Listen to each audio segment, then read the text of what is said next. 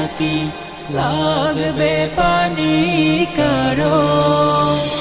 আমার মায়ের বুক ফেটে হায় কান্না আহাজারি, ভাইটা আমার সে যে গেল আর ফিরেনি বাড়ি।